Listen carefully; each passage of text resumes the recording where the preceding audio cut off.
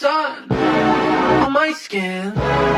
This is love. I know it is. I know it sounds super cliche.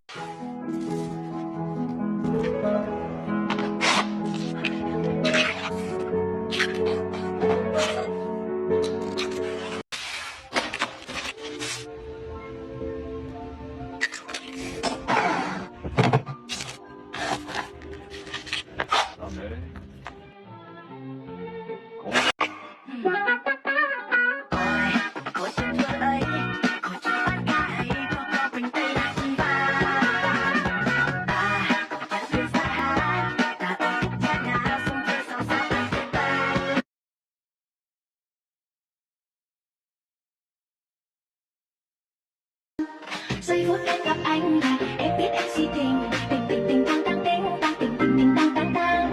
Giây phút em gặp anh là em biết em si tình, tình tình tình tăng tăng tình tăng tình tình tình tăng tăng tăng.